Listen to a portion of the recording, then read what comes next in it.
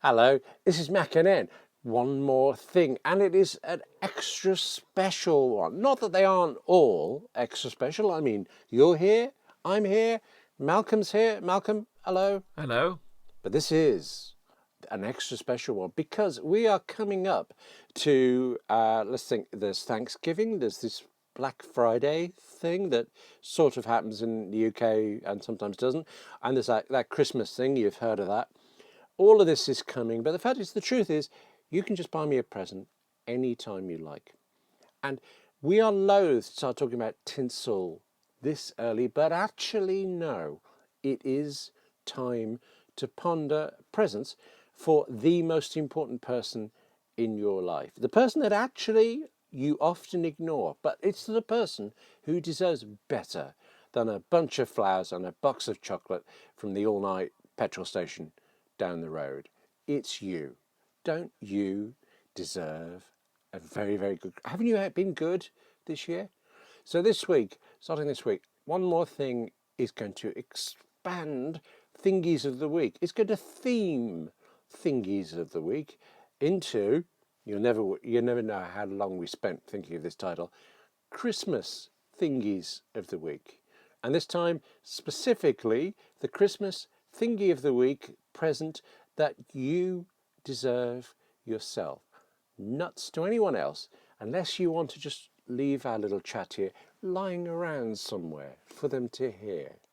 Malcolm, I adore your Christmas picks of the week, your thingies of the week. How much more special can you be for the Christmas one? Special? Always special. Extra special. Come on. What have you got? What have you got? Well, if this is a gift that's going to be going to me, ideally it's going to be something that I'm not going to want to buy myself, but it's going to be something that I actually want. Do you understand? Yeah, I'm with you. I'm rooting for you on this one. Yes, absolutely. Because it's that problem of if I really want something, I'm not necessarily going to sit down and wait for Christmas or my birthday for it to come along. I'm going to get it. Because I have this thing called money that comes in every so often. You're now my hero. So with that in mind, if I wanted to say a present that I wanted to get for myself that I didn't want to actually pay for myself, what a wonderful qualifier that is. Okay, yeah. We're keeping to legal things. Let's just be very clear here. This is completely legal. Okay. Completely above board. It is Super Mario Maker and a Wii U. Super Mario Maker. Yes. Super Mario Maker is here. Now you can stack, combine, and change levels like never before. Whoa. Want to play? Imagine, create, and play your very own Mario levels. Anyone can make it. Everyone can play it. Super Mario Maker, only on Wii U. Rated E for everyone. Super Mario Maker is basically Mario. So your normal traditional plumber jumping from side to side and so on, gets the castle and find out the princess is on holiday somewhere else and you got to go and save her there.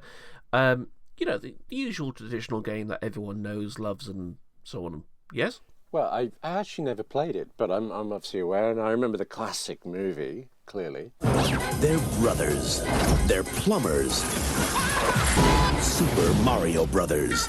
This ain't no game. Yes, such a classic. Citizen Kane, Mario, but it's the greats. Yeah, with Super Mario Maker, what they've specifically done is allowed it so that anyone can create their own Mario level. So you have all the different, the blocks, the scenery, the enemies, everything from all these classic Mario games. You could choose the different visual style depending on the different game as well.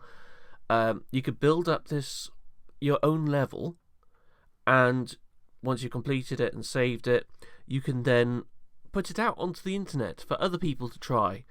And I know the game has been out since September, but it's had a phenomenal amount of support for it. So many people have come out and said, I'm going to make levels for it, here we are, and then trying to troll other people with these extremely difficult or extremely stupid looking or extremely funny levels. I think that's a brilliant thing. I mean, specifically, I wouldn't buy this for myself because that involves buying a Wii U, which is not something I particularly want to buy for myself in the first place.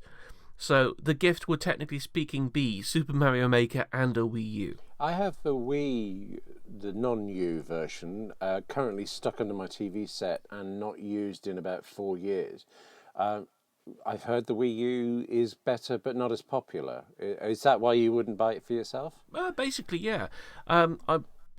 The Wii U and Nintendo's consoles in general are brilliant when you're looking at first-party titles. So when you're looking at the Mario, Zelda, Star Fox, Pilot Wings, Dr. Mario, and so on.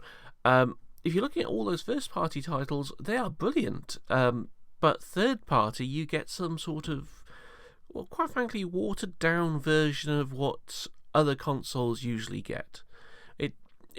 If I wanted to play, let's say, Call of Duty, I'd have to go through an Xbox One or a PlayStation 4 or getting it on PC.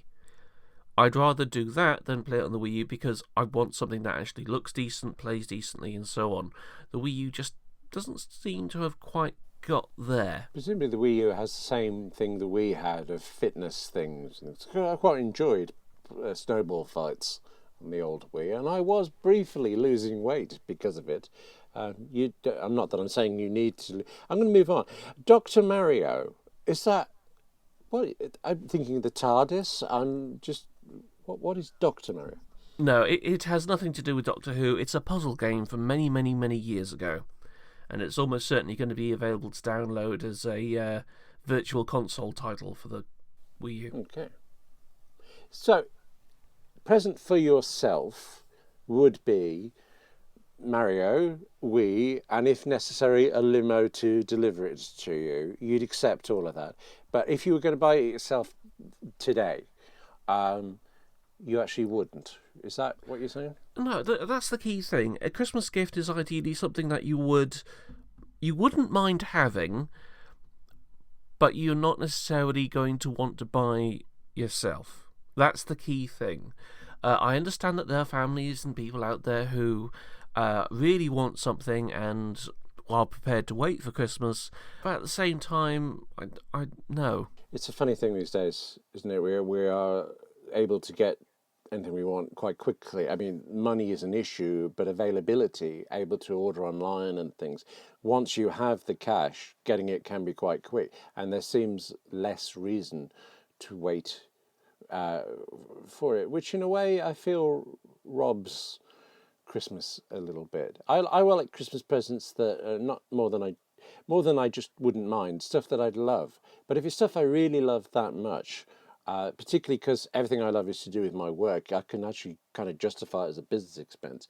I can just go get it. So on the one hand, yay, boo sucks for me. But on the other hand, Christmas morning, by the tree, it's just a little bit limp unless we get a Mario and a Wii. How the world changes. How about I tell you my Christmas thingy of the week? Would you like to guess what my Christmas thingy of the week would be? Would it be Omnifocus? Have I mentioned that at all? Hang on. Just one or two small times, yes. I haven't mentioned it today. Okay. OmniFocus, as I hope I'm slowly driving home to you, is a to-do app that runs on Macs and iPhones and iPads. Oh, I used to... Yeah, get this. I used to say... It's quite expensive, actually, and I said I would buy it again. It's that useful to me. And then they brought out a new version last year, and I did. I bought it again, the whole thing. And I will do it again. It is that useful to me, but it is not a Christmas present. It is a daily, I'm not going to say hourly because I tend to use it first thing in the morning and then towards the end of the day, but twice daily thing, a Christmas present that I would get myself this minute and try to wait until Christmas Day is actually a MacBook, one of the new MacBooks. The new MacBook is the result of a collective obsession to simplify its essential components to create the most efficient design possible. It's a product that couldn't exist without invention across many disciplines. To create the new MacBook, we were uncompromising in its design and engineering. We set a new standard for portability while enhancing its fundamental components to deliver what we believe is the best MacBook yet. Now, I don't think you can actually, if you read any review of a MacBook, it will at least address, if not agree with, the idea that it's underpowered and that the keyboard is terrible. Now, I don't think it's overpowered. You're not going to plug your DSLR into it. You know, you're not going to be a professional photographer tethering straight into Photoshop on some Vanity Fair photo shoot. But everything I do on it, up to and including audio editing, is fine. Most of what I do in it is excellent. And speaking of excellent, it is the keyboard that sells me. I adore the new MacBook keyboard. Go into an Apple store, try one, but go in with your credit card ready because you deserve it. I was doing this work with a woman who had just bought a MacBook and she pulled it out of this tiny, tiny thing, and it's just utterly gorgeous. What's wrong with gorgeous? I think we do gorgeous. Next time, I want to plant this idea in your head, Malcolm, now, because I'm curious to see where you go with this. Next time, I would like us to cover Christmas presents for people we don't like. Yeah, there's always somebody you have to buy something for, and I want to cover off presents for us, which we've done, presents for other people that we like, and next week, just to see those presents for people you have to buy that you don't like that uncle, okay? We're not talking socks here. We're talking some sort of vaguely technological present for people you don't like. Malcolm, does that fill you with glee, or are you thinking are you just looking at me again? The buying a present for someone I have contempt for, yes. Right. Contempt seems strong. Okay. I'll tell you now, I know exactly what I will buy. Let's go on to this week then, and news. And funnily enough, it's almost as if I thought of this in advance. Families. Have a listen to this. The surest sign of family unity is found around the dinner table, where families share meals and talk about their lives. But many times an unhealthy attachment to technology can distract from this precious time of sharing for families. That was the heart of the Pope's message for families today during his general audience in Rome. The Pope warned that an unhealthy attachment to technology can reduce family members to mere roommates. Pope Francis said Christians in particular have a special vocation to foster true community. That's the Catholic News Agency reporting on Pope Francis, who basically says, get a life. Malcolm, do you even eat at the same table as your family? What is this thing called a table? It's where you put your laptop. Oh, yeah, we got one of those. Right.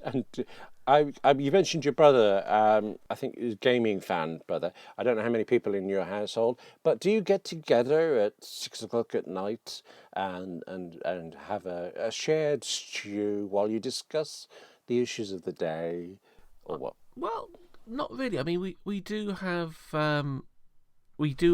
meals at the same time as each other, obviously, but because of the dynamics of this family, at least the one that I'm in, we don't really have a need to gather up at one point and talk to each other about how our day has been, because we know how our day has been. You've all been there and seen you do it.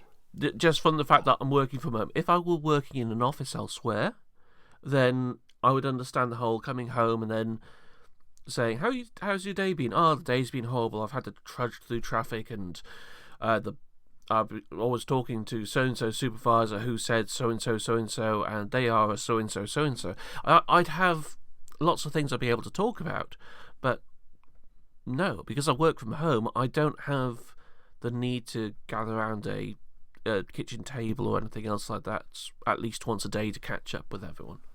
It's a nicety, but no, I And don't. I realise I actually probably can't say what Angela's job is, or it was in the example I'm thinking of. But there was a patch where I was working from home, she was working away, and we'd come to the end of the day, and I will have written a sentence I was deeply proud of. Now, one sentence in an entire day, but it was big for me, and I'd want to tell her about this, and she'd want to hear about it, and I would do that, and I'd explain the context, and I'd preen a bit, and then she'd explain what she'd been doing, and she'd been to a fatality on an industrial site. Okay, yeah, I feel her work is more important than mine. But now we do more officey work. Just she's in one office, I'm in mine at home. I really like chatting away about what she's been doing. I'm deeply interested in her job, and she's deeply interested in mine. So we genuinely can have long conversations, and I adore them. But we're usually both so knackered by the time she gets back. I cook, ready for when she gets in here. We collapse in front of Strictly Come Dancing. It Takes Two, and that's it, really. So I suppose we do look at screens, but we look at Strictly. That's allowed, isn't it? Well, going back to the guy in White's comments, he said a family that almost never eats together or that never speaks at the table, looks at the television or smartphone is hardly a family. I mean, the main crux of that is stop looking at your phones, talk to people. I can understand where he's coming from with that. I mean, granted, I don't sit at a dinner table every night, but there are a few times in the week where I go and sit in the living room with the rest of the family, and I try and watch something and the rest of the family ends up playing on their phones and vice versa. I can understand where they're coming from with that. But at the same time, sometimes given some family members that you end up talking to on a daily basis, you kind of want to sink into this digital world and ignore what the heck they're saying. Clearly you're saying that because you've experienced this through other people, and you're aware through your extended social circle that other people have this. You're not actually talking about your family. I'm not talking about mine. Let's just be clear, underline that. Yes, we are being completely hypothetical here. I see the Pope's point as well. It seems a bit bleeding obvious, really. But also, I'm very conscious of the fact that a few months ago, news came out that he hasn't watched television in 14 or 28 years, some nice round number. So he doesn't know anything about. Well, I don't want to be vile, but I have to say it was all a little common.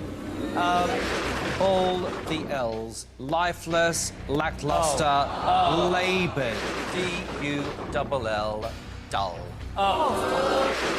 Disaster.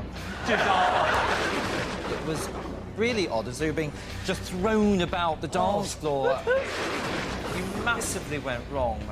The only good thing about that for me was the end. Strictly Come Dancing, and I feel that would alter his perception. We should probably email him. I wonder what the Pope's email address is. Well, you could Twitter him. That's a good point. He is on Twitter. He's Pontifex, isn't he? Yes. There you go, you see. He's in part of the modern world on Twitter. He probably has a smartphone. And actually, the odds are... No, wait a minute. I was going to say the odds are it's an iPhone, but I don't know. If anyone's made any money... I think the actual odds are it's a staffer who's got the account, and he just dictates to the staffer. If the device that one of them uses to communicate makes any money for the maker, it will be an iPhone, because there is this new story now that actually you know more about than I do. I'm just slightly entertained, slightly worried by the maths. Apple is now taking 94% of all mobile phone profits, and Samsung is taking 11%. I don't understand this. I just know it means Apple is doomed. Can you explain? Not easily. This is coming from a report earlier this week from Canaccord, where they say 94% of profits. So Apple makes 94% of profits in the smartphone sector, but because of the way that they're doing their wonderful mathematics, some companies are making a loss, so therefore that brings down the average down to 100, because there's losses and then there's the profits, and Apple's obviously making 94%, so therefore there are other companies that are, for want of a better phrase, screwing up. It's a staggering amount of loss that must be. I mean, only 2 companies making any money. Surely, I mean, Microsoft with the Windows Phone, I do occasionally see people, they've got to be shifting some, haven't they? But not according to this. Are they just not statistically significant? Are they like BlackBerry or something? Well, in comparison to the iPhone, no, it's not. It's not significant at all. The key here is just the sheer numbers. I mean, in comparison to iOS and Android, Windows Phone is obviously going to be seen as the rank outsider, the small one on the edge that no one's going to care about because the sheer numbers of sales for iPhone and Android. We could go into this whole discussion about Apple and Android sales specifically, but I kind of want to enjoy my coffee. Okay. That's not because you feel I might be anti. I'm just intrigued because I said to you before, I had this perception that Samsung was the best Android one. And I see now, you said no, you were pointing to things that other people have done better. I see now, I've got that impression from the money side of it. They are the only ones making any profits and things. I'm not as concerned about this because I'm an iOS user, and the fact that Apple makes money means Apple will carry on making iOS. I like it. In theory, I'm happy. But 94% to 11% just feels kind of unhealthy. I want Samsung or anyone else to do a bit better, and surely they will. Is anything coming along that will, I don't know, shake up the world? Is Samsung going to do anything brilliant, or HTC going to sell anything? That's a difficult one, quite frankly, to work out. I mean, predominantly speaking, Apple has 2 things in its benefit compared to most Android producers. It has this brilliant branding and sales that it manages to bring out from its fan base all the time whenever it launches a new product. So it can capitalise on that, make a huge amount of money. It's to the point where next year's iPhone could probably be identical, and everyone who is on a 2-year upgrade cycle could probably just buy that in large numbers anyway. I'm with you on the contract stuff. I'm not on a 2-year contract anymore, but I was for a very long time. I kind of don't agree with the marketing side of it, the branding side. It is certainly true. Apple releases a new product, people queue up. But if that product was crap, there would be fewer people next time if the next one was crapper. Oh, no. I'm not saying that it's going to be a horrible product.